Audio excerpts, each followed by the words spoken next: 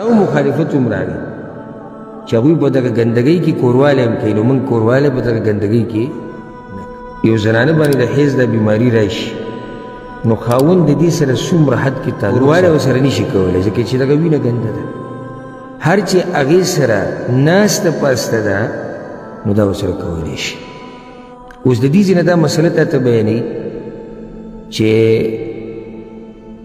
یو زنانه باندې د حیض د بیماري راشي نو خاوند د دې سره څومره حد کې تعلق ساتلی شي.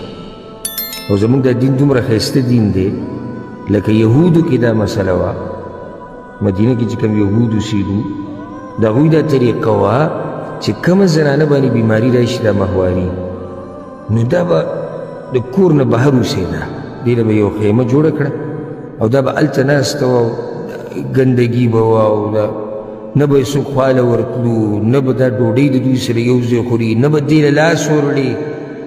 دا د هغوی طریقه وه. د نصاراو طریقه دا وه د عیسایانو چې دوی به په دغه ګندګۍ کې ورسره کوروالی وکړي. نو افراط او تفریط زموږ شریعت هغه الحمدلله منځ کې چې نه کوروالی ورسره نشي کولی، ځکه چې دغه وینه ګنده ده. هر چې هغې سره ناسته پاسته ده نو دا ورسره کولی شي. لکه بدن خو پلیت نه دی چې د هغې نه دا پلیتي بهیږي، او بله ده چې دا خبره د هغې په لاس کې خو نه ده. لکه رسول صلی الله علیه وسلم حدیث کې وایي چې ذلک شیء کتبه الله علی بنات آدم، دا یو خبره ده چې الله د آدم علیه السلام په لوڼو باندې لیکلې ده او په هغوی راځي. نو په دې کې د آدم علیه السلام د لوڼو څه ګناه ده؟ څه ګناه پکې شته؟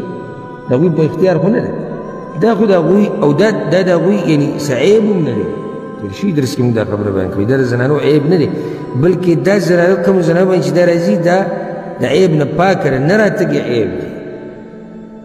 خو د هغې په بنیاد باندې د زنانه نه کرکه کول او د هغې سره تعلقات ختمول او هغې خوراک څښاک د هغې نه بندول او لرې کول او هغې ته د یو څاروي او د زناور په نظر کته دا ظلم دی. نو الله ایتونه نازل کړو چې ای نبي دوی ته نه تپوس کوي، سوره بقره کې د حیض مبارک کې ورته ووایي چې دا ګندګي ده، د دې په دوران کې به ښځې ته نه نږدې کېږي. بس دا پابندي ولګېده. د دې نه علاوه پابندي هغه نشته. او بعض صحابه کرام راغلي په رسول صلی الله علیه وسلم پسې، لکه عباد بن بشر او اسید رضی الله عنهم. هغوی چې کله ولیدل چې د یهود یعنې د زنانو نه سمه کرکه کوي په دې ورځو کې، نو هغوی دا غوښته چې موږ د یهودو مخالفت وکړو، موږ ته شریعت ځای په ځای د یهودو د مخالفت ویلي دي. نو هغوی یا رسول الله که ستاسو اجازت وي کوروالی به ورسره کوو. ولې؟ چې د یهودو مخالفت راشي موږ به ورسره منډه کوروالی هم کوو. رسول الله وسلم په دې خبره غوسه شو چې نه، کوروالي نه منع ده. ها د یهودو مخالفت راځي که نه، موږ د زنانو سره نور تعلق هغه ساتو، زنانه نه کرکه نه کوو، موږ سره کور کې دننه اوسېږي.